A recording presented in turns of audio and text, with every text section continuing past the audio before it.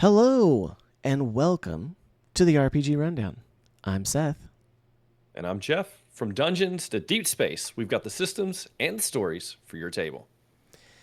Today, we're going to be sharing the highs and lows of our off-season TTRPG adventures, highlighting the systems we plan to play this season, and as well as take a critical look at which systems we're playing, all on this season 4 of the RPG Rundown. But with that, Jeff, let's talk about what we've been doing over winter break. Why don't you jump into it Yeah. for us? Yeah, the fun thing about a podcast is, at least on the schedule we have, is we have some time off, and during that time, I don't know about you, but I've been into a little bit of TTRPG escapades. By that I mean my actual campaign, my Friday night campaign that I stream has actually gotten back into a pretty regular routine. The big bad of scheduling finally somewhat went away, and we actually added two new players, players that have played with you. That would be Reborn Crusader and Mrs. Reborn. Love They've them. joined my campaign. They are playing. Mrs. Reborn is playing a deep gnome named Prankston, Awesome. and naturally enough, we have a halfling barbarian being played by Reborn, and his name is, I believe, Henry. I believe he named it Henry again. But yeah, our campaign so far has been going really good. We'd kind of left off with them having this moment where they'd reached kind of the pinnacle of the campaign. They needed to steal the special item. It's called the Orb of Everlasting. They were supposed to go and steal it, retrieve it, by whatever means necessary. They made it to the climax of the mountain, and they nearly all completely died. It was almost my very first TPK. I've never had a TPK, and I was my rogue deciding in the middle of combat to stabilize the cleric away from being a TPK. Nice. Because yes, and he succeeded on his medicine check to stabilize the cleric, which was good because the very next turn he goes down, and all of the party members are down on their faces as the dragon swoops in to throw their bodies off the side of the cliff. The cleric, who had been stabilized, gains enough strength to lift up his head and call out to her, and that kind of embarks them on a conversation in which kind of saved the whole campaign there. It was awesome. It was very very climactic actually. Awesome. And finally, they kind of saved it, and they were given a job by that dragon to retrieve something she had lost in exchange for the Orb of Everlasting, and entice the players at something for themselves out of her vault. And so that is kind of where we're at. They are now looking for her horn that has been broken and is being utilized by some dark force to channel an abyssal type magic into him. So they've been sent into this realm where they actually cannot get out of the realm until they actually retrieve the horn, because they'll need to use the magic from the horn to power the teleportation magical device that she gave them to get down there. Love it. So yeah, that's kind of where we're at in the campaign. Is they are down there. They've I think had two combats, and they're kind of getting used to each other with the new party members and stuff. Outside of TTRPG, I've actually had some pretty big life changes in our break. Yeah. As most of you guys knew that have been watching, I'm a youth pastor. I've been a youth pastor for the past 10 years. And in January, I took over as the lead pastor of my church. And so some of my focus is shifting, and I'm having to try to put a little bit more time into, well, myself and focusing on health and sleep. And so with that, content creation has it's shifted. I'm still doing a lot of content creation, but my streaming schedule in particular, I've went ahead and cut it back because Seth knows I stream at ungodly hours, 11 p.m. to Mm-hmm. 2 a.m. And Yes, so I've indeed. actually, yeah, he's came over to try to play D&D with me and stuff at those times. It's not for everyone, and sometimes we record these podcasts at that time. And so I've actually went ahead and cut off 2 days a week. Yeah, you go back and watch the podcast. Tell us if you can tell which ones you think were at 2 a.m. That's the question. But I've went ahead and cut that schedule back, and really all I'm streaming now is just my Friday night D&D campaigns, and then my actual YouTube creation is going to go to bi-weekly, and so that's kind of where I'm at in life right now. I've had a pretty exciting break. We've had some sickness make our way through the family, and Ugh. that was unpleasant, but otherwise, I am sitting here and I am doing well. So, what about you, Seth? How was your off season? Um, it was also quite busy. I didn't get as much TTRPG playing in. But I'll give a recap for where Hearth and Hammer is because, I mean, I don't think we were able to do that the last 2 or 3 episodes of last season. No, I And don't think so so, either. um, we're in the second season. We're in, the homebrew world of Xanilia, and the party essentially had finished kind of their second arc of spreading the word that there was this mass invasion happening, and then it has kind of led them to finding out some things about what the mysterious shade mist creatures and army that are invading the world of Xanilia, what they're doing, and so it has led them on a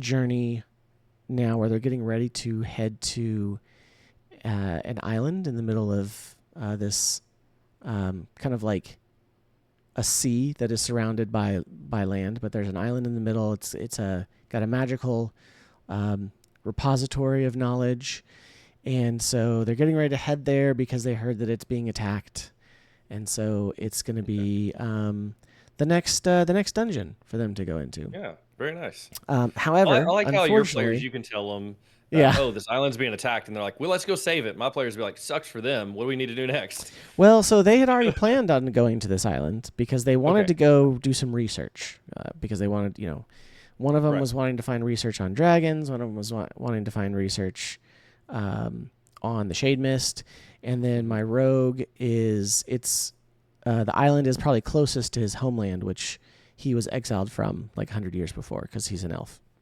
Right. Okay. That makes And sense. and it was taken over by the shade mist in the original invasion 100 years previous. Okay. And so so there's a whole lot of stuff there. So it was like, yeah, let's go there.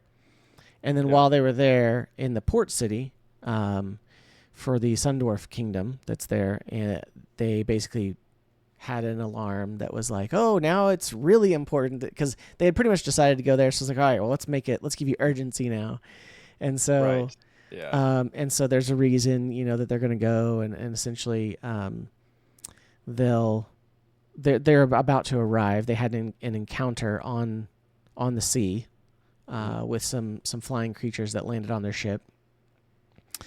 And then they'll land. They'll get there. Basically, this repository, the Magiric Arcanum, is going to be under attack, and so because it's been attacked, all the defenses are up. So they're gonna have to make their way past all the defenses to actually get to, saving it essentially.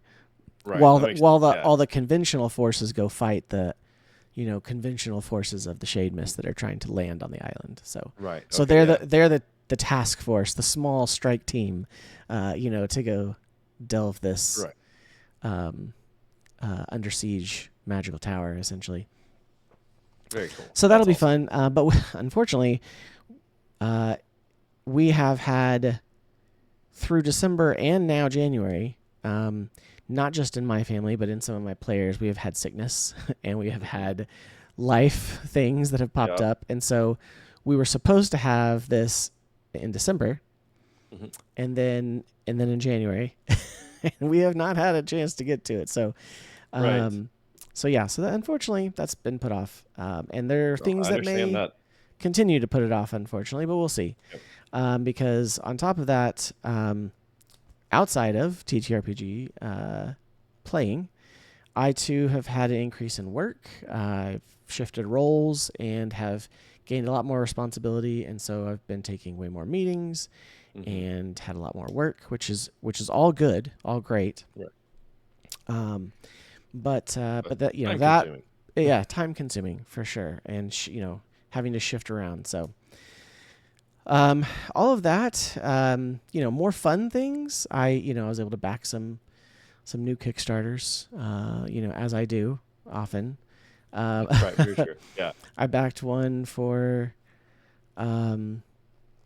Mechborg and Steel Psalm, which is both a Morkborg mech-based TTRPG, and a sounds like a fun combination. Right, and a miniature skirmish game for mechs that are being developed together.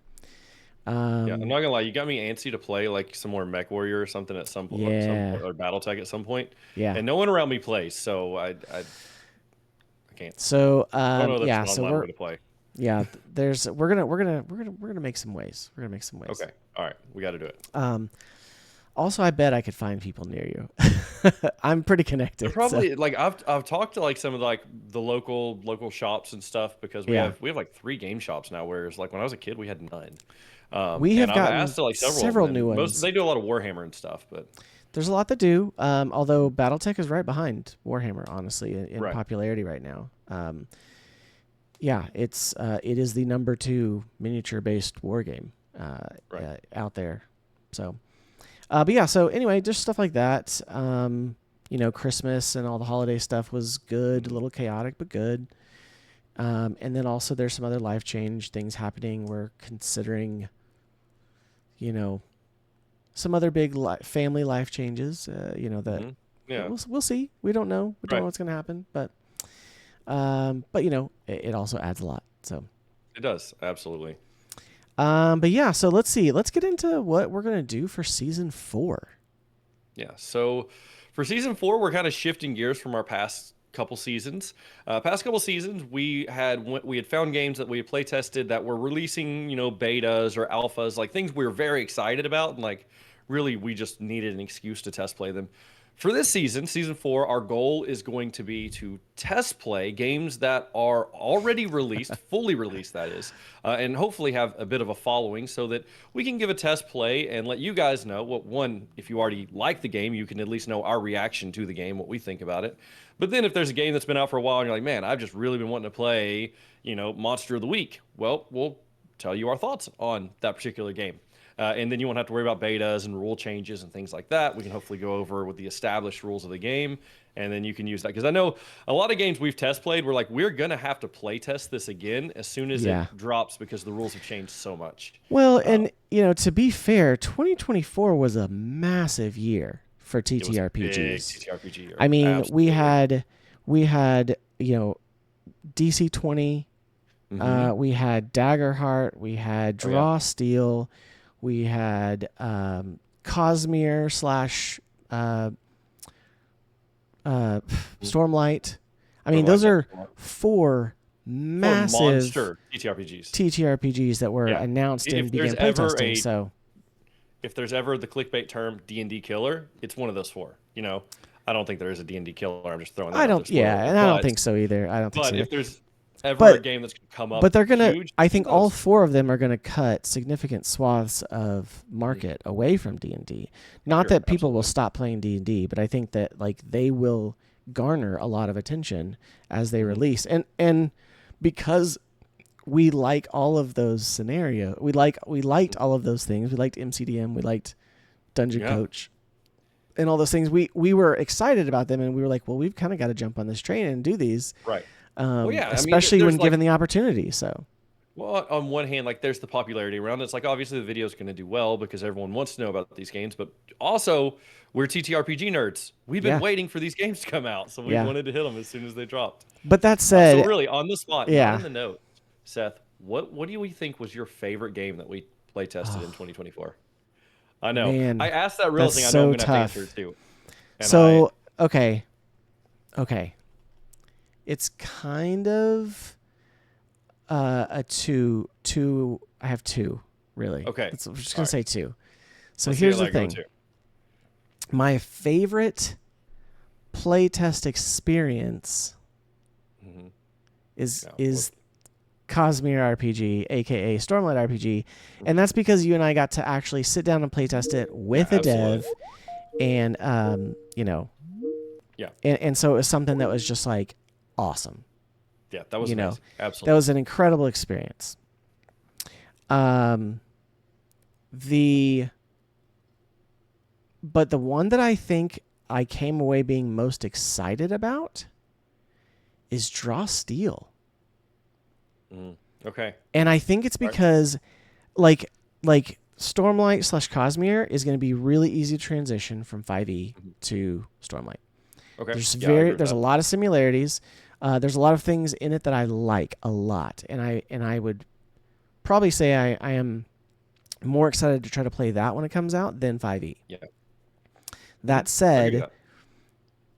the draw steel mechanics were such a complete breath of fresh air. Hmm. Like not having to roll to hit, Hmm. but then having the more cinematic combat. Right. I was concerned, is it going to be cinematic without having to roll to hit? Right. And Without misses, it's and with totally it, cinematic. well, maybe not with misses, but like with it trying to be more tactical, Hmm. you know, how is it, how are we also going to make it Yeah. role play cinematic essentially? Right. But man, I think it worked so well.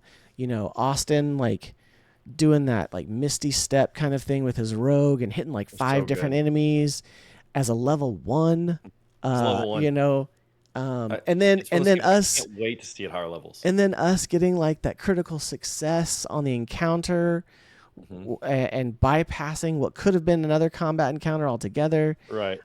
Just I think I was most impressed with that one, Yeah. as a I system, but it was yeah. very I agree. rough as far as like what was published and out. Oh So yeah, the published. That's the funny thing is like what was published is you have a Word document. Like I mean it that's what you literally have was a right Word now document. Yeah. with Draw Still. Yeah, no art, nothing. And oh, man, that I like I said when I asked that question, I realized I was gonna have to answer it. I think Yeah. obviously my favorite playtest adventure was Cosmere RPG because we got to sit down I with the dev. mean, Like it's hard to beat a Gen Con playtest, like yeah, with the with dev. with Oh a my dev who gosh. worked on the game and Yes. yeah, so that would be my favorite experience. As far as the system, I think I'm most excited about. Oh, it is like neck and neck. I'll be So completely tough. honest, but I think all right, I'm gonna be honest. It's draw still, but I wanted to not choose draw still because you chose draw still, and I was trying to like split I it, mean, but then I felt like that's lying. So Dagger Heart's like right behind Draw Steel. I am Daggerheart. excited Now I to learn love the about that. mechanics from like the DM standpoint of Daggerheart.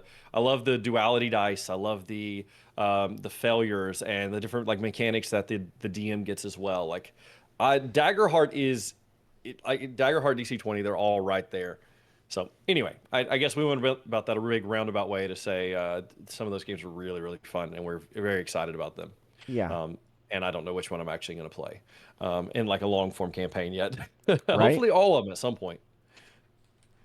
But okay. So yeah. Anyway, so the plan for this season is to dive into already established, fully released games.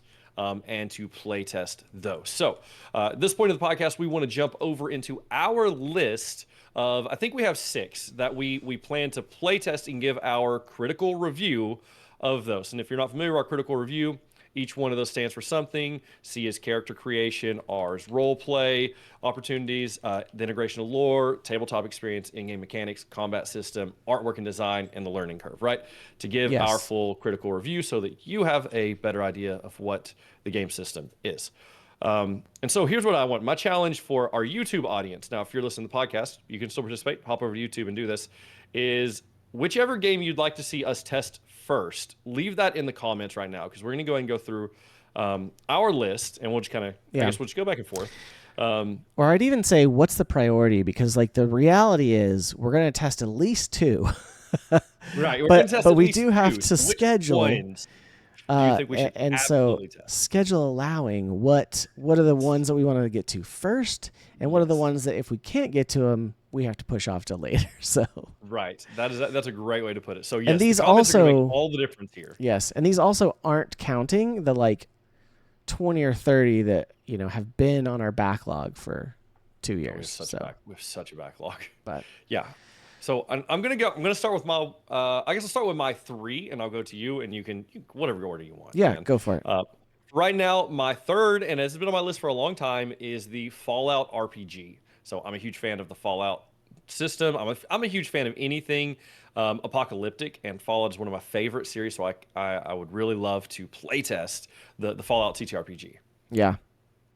Yeah, Fallout is it's really cool. It definitely came back into prominence with the video game and the show Mhm. at the end of middle to end of last Yeah, year. the show. I forgot Not the to show. I don't think I mention, finished it actually. not to mention, they just have. It's great. It is really good. Yeah, not to mention, just there was also the miniatures game that came out last year. It was a big year for Fallout, honestly. Okay. Right. Yeah.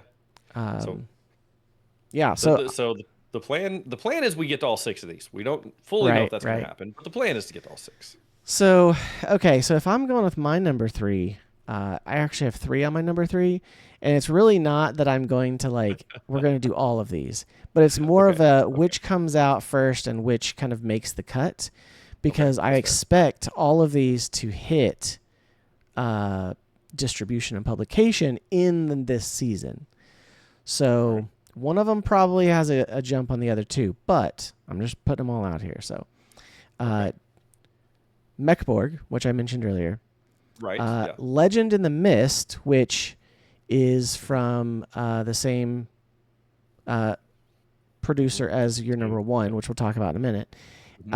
and then Daggerheart. Right.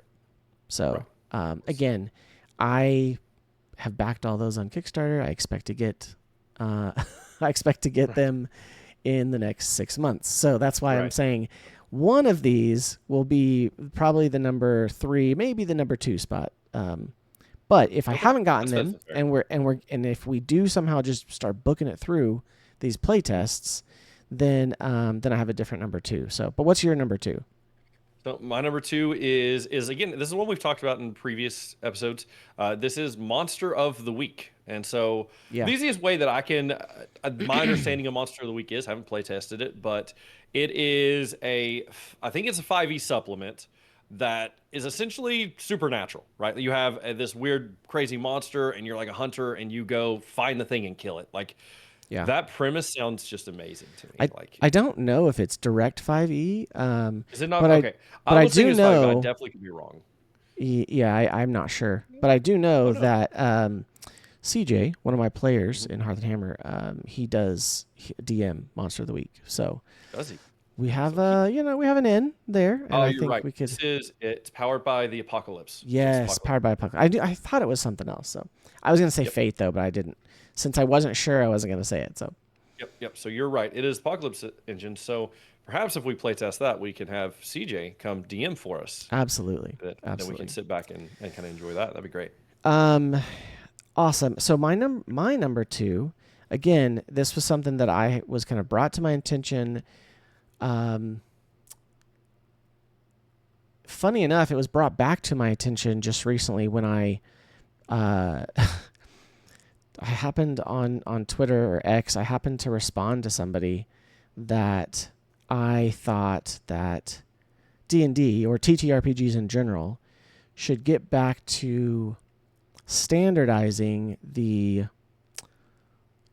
small module system. So where like a module is like Mm. 10 to 20 pages and it's like Right. $15, right? Yeah. For That's something. great. And it's basically one adventure arc. Hmm. It's not a full massive campaign setting. It's not a 12-month campaign in a Hmm. hardback book. It's like a paperback $15 module, has Hmm. everything you need to run 2 or 3 sessions, and then, just kind of have that accessible, because a lot of these things, like it's incumbent upon the DM to buy a Right. $50 or $60 book Right. campaign setting, and then you also have to have time to run 5 to 10 sessions or a year's Hmm. worth of sessions or whatever. So I just happened to post that. Massive response from that, Jeff. Okay. Pretty sure it had, I don't know, like 10,000 views or something. Um, Oh and wow. That's like pretty awesome. 150 likes and Yeah. tons of comments. I don't know. It got way more attention than I Way more expected. than you thought it would. Yeah. But it was really cool conversations. And one of the things that somebody brought back was that Dungeon Crawl Classics, Hmm. which is you know I don't know what it's closest to D&D version wise, but I think it's supposed to be kind of one of those that kind of was iterative off of some of the older D&D mechanics. Hmm.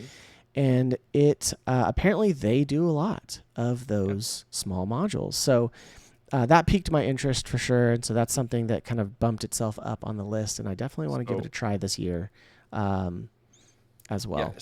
it so Dungeon Crawl Classics was actually my number two when we kind of originally planned this out, and I kind of bumped it down because of the other ones I wanted to try. But It's funny you say that. The first year I went to Gen Con, the very first booth I found had just tons of these Dungeon Crawl Classic modules. The Oh, little, I mean, it's a awesome. little comic book, that the size that is anyway.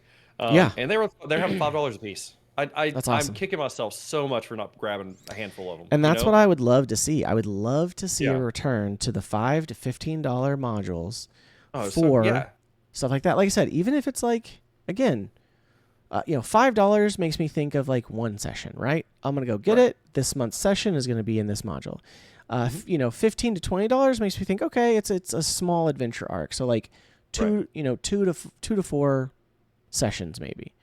But again, not really more than 30 pages. Not these Right. 300-page volumes Oh that are yeah. hardback. So, and that are like I said, $50 to $70 and require Kickstarters They're or full expensive. publishers, AAA publishers to do.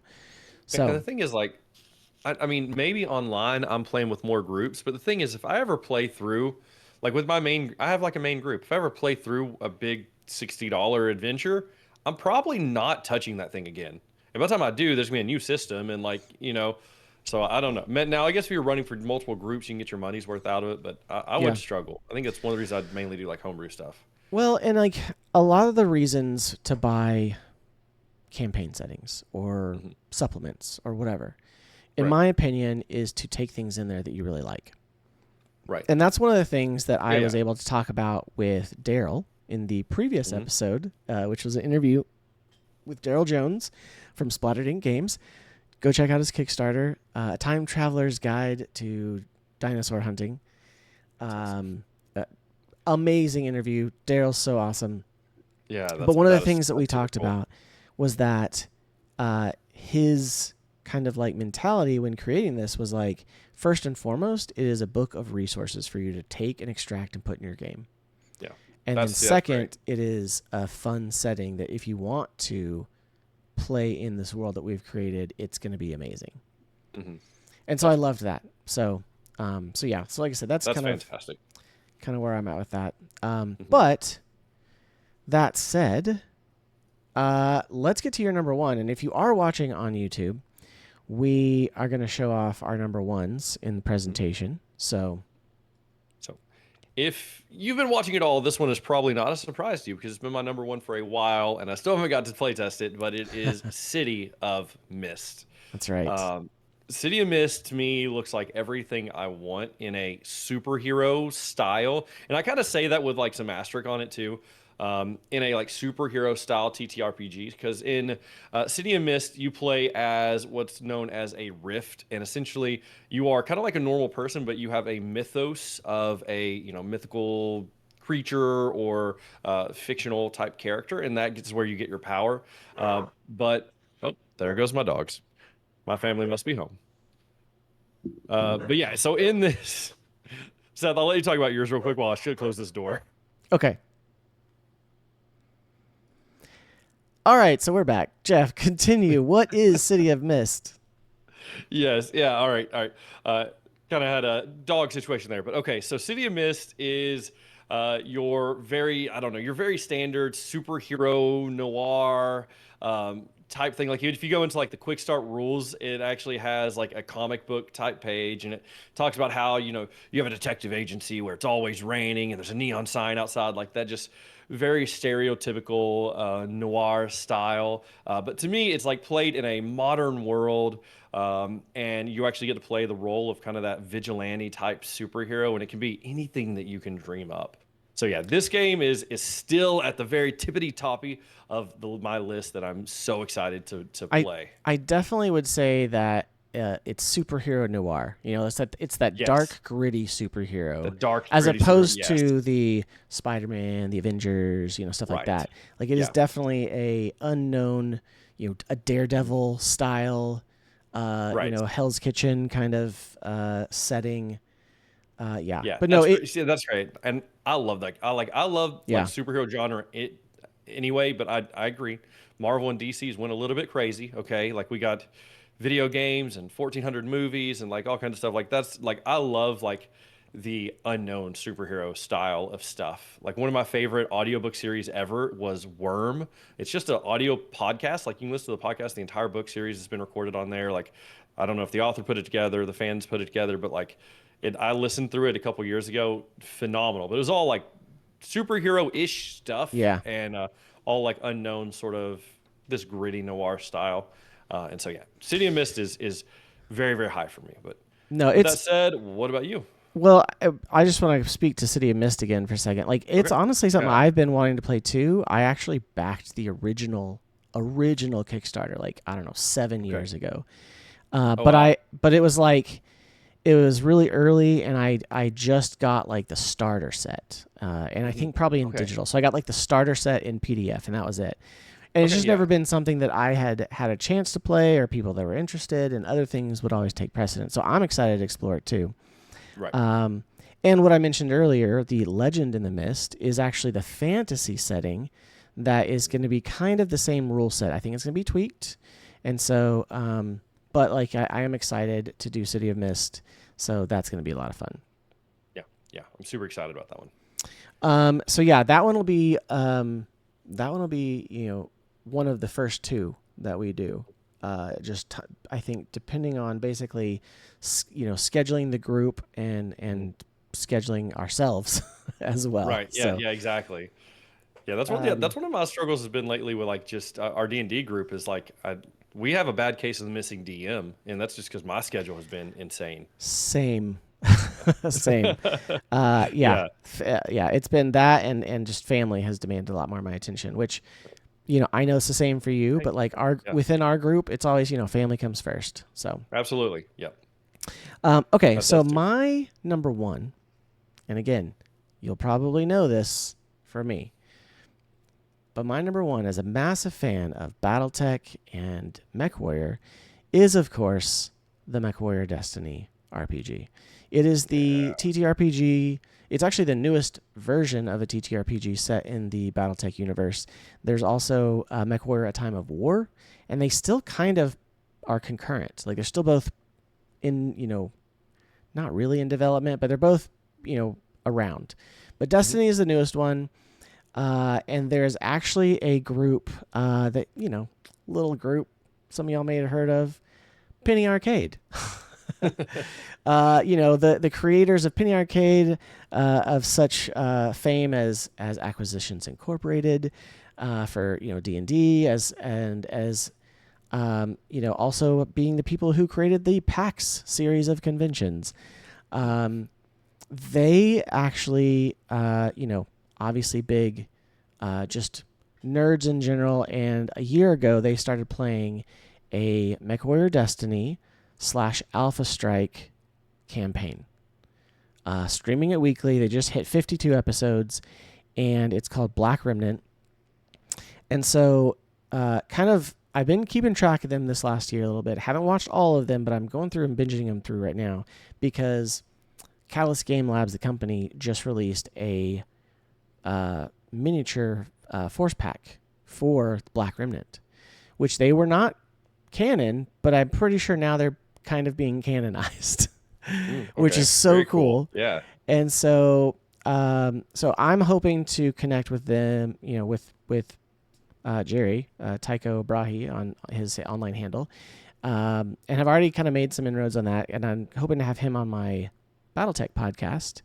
But it's also renewed my interest and vigor to basically get and play Destiny with you and with some other people Mhm. Yeah. from the BattleTech community that we've all talked about. We really need to get a time and set this up. So, Right. Absolutely. so yes, Yeah. so that's the number two, or that's one of the top two. My number Right. one, because Right. again, it's just my favorite. It's my favorite IP right now, Mhm. more than anything else. Is BattleTech and the lore. I've been a fan. It's 40 years old. There's so much lore involved, and so yeah, that's something that I am just excited to play. And it is a little bit more rules light than A Time of War. So A Time of War was kind of more D&D style crunchiness, Mhm. and then Okay. I think that Destiny is going to be more of the kind of like, it has some crunch, but it's going to be more along the lines of like when you think of like Dragonbane or Okay. um, Yeah. Others where it has elements that can get detailed, but there's a lot more back and forth. Heavier on the role play, and then like I said, it's made to transition into the tabletop role miniature board game. So Right. so that would be the goal as well. So Yeah. that's very my cool. number one. So those two, City of Mist and MechWarrior Destiny, which again, neither one of those are fantasy. Right. Yeah, I know, right? But no, I'm excited for all of these, the new ones that are going. They're out, and I'm excited to test them. In their final form, if you will. Right. Yeah. Because going through all those betas was fun last year and exciting, and we were like all these new things. But man, I'm like, okay, but now I have to wait for them, and I'm like, oh Right. yeah, we've got all these others. We should play these others. So Right. Yeah. Exactly. Well, yeah, So, that's yeah. the thing is like, because I mean, some of those other ones I'd love to play like a longer form campaign of, but really they're not released yet, and so I don't know if I'm fully doing myself or my players a good service by learning a game thoroughly that's still in beta. right. So it's good. I think it'll be fine. But yeah, so I think that's that's kind of where we are at as far as what we want to play test. Obviously, we're still going to cover the news as much as we normally do, which is Right. things that pique our interest. But Right, we're not here to like bring breaking news. That's for sure. Right. Yeah. Yeah. Don't come to us for breaking news. Yeah. Maybe Yeah. just keep your eye on Twitter for that. Yeah. I mean, we'll talk No. about it on social Yeah. for sure. But no, yeah, that's going to be coming. I think again, just trying to get some more games in, and not necessarily more volume, but just like more consistent, with some of these. Right. So yeah, I think it's gonna be good. I'm excited about it, and I'm excited about the possibilities that we have for this because again, having Daryl on the other day, I'd love to maybe see if we could maybe get some more interviews. Well, maybe we'll throw some more interviews in there too. We'll see. Right. Yeah. For sure. Or And then guests if we can of get some like kind. Daryl to come over and run something for us, would be pretty cool. Might Yeah. have to. So, I think he'd be down for sure. Yeah. That'd be awesome.